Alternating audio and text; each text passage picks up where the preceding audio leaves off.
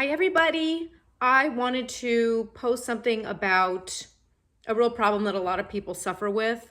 Maybe you are one of the people who suffer with it, and it's anxiety and worrying and trying to control situations that you have no control over.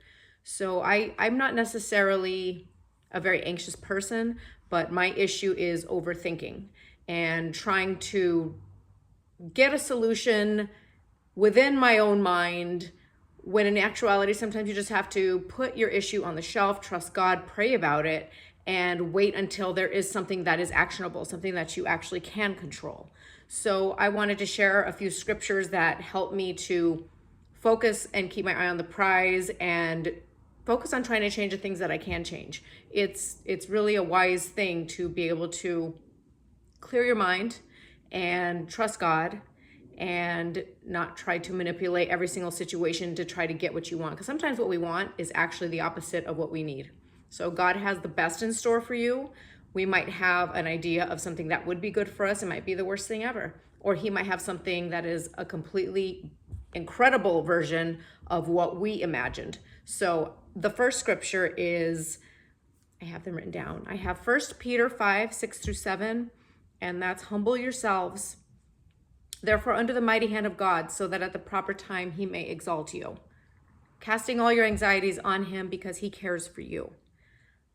One that I've used probably my whole life, ever since I started to read the Bible, is Philippians 4:6, which the condensed version is be anxious for nothing and pray for everything.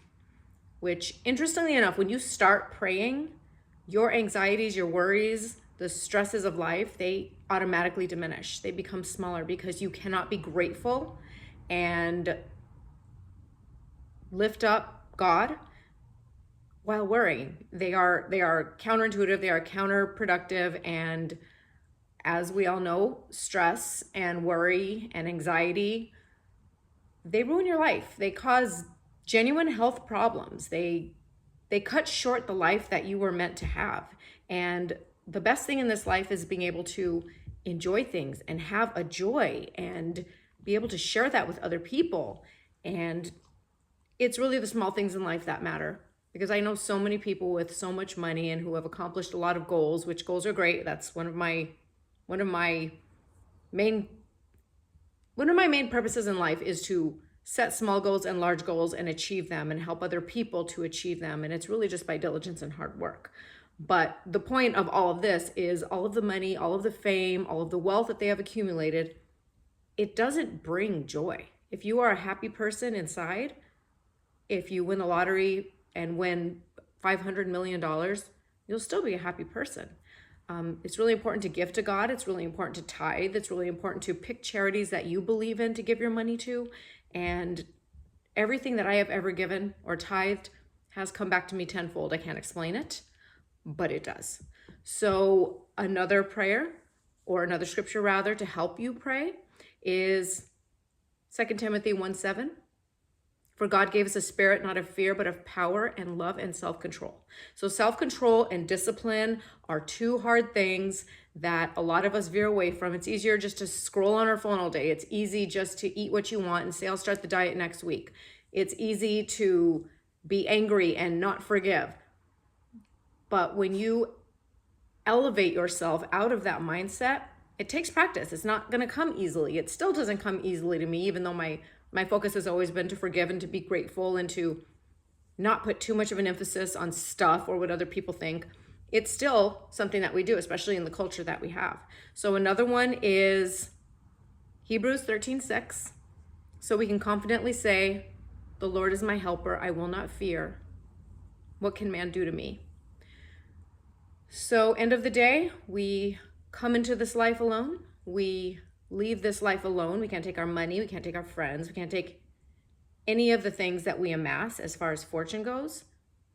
But what we can take is peace in our heart, knowing that we did the best that we can do. And honestly, I know that there is a heaven. I know there is a hell. And I know that there is a way for us to live so that we do have a peace inside. And it is something that we work on every single day. And it's something that we are going to fail at. We're going to keep sinning. We're going to keep doing the wrong thing. but we can always strive to be better. And that's the beauty of this life. As long as we have another day given to us, as long as we wake up in the morning, you have another chance. I would love to pray for you.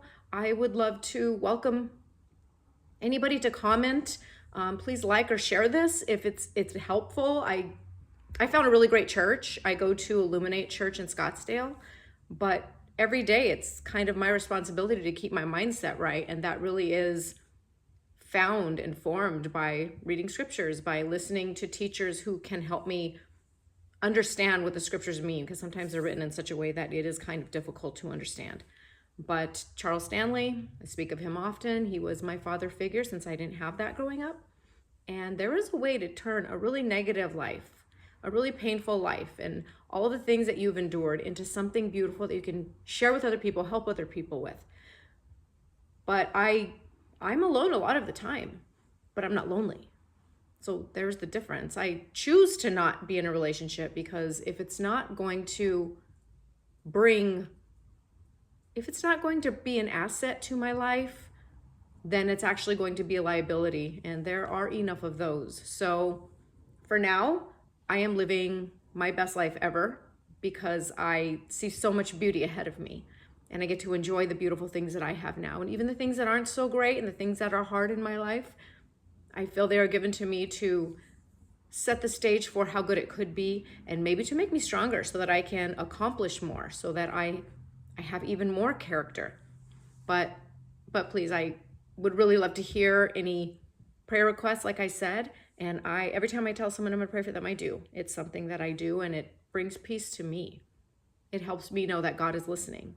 So have a wonderful weekend, you guys. Thanksgiving just passed, and every day is a day where we should give thanks and really just appreciate what we have in this life, starting with our health, which is the most incredible asset that we have in our lives, because without it, none of the money or any of the stuff matters at all.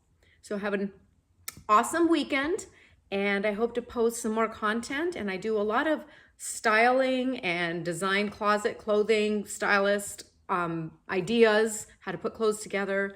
But from my heart, it's really the truth of the scripture, which whatever job I did, even if I was a barista at Starbucks or whatever, it doesn't matter. You can bring joy into the place that you are and bring joy to the people around you. God bless everybody. Have a great weekend.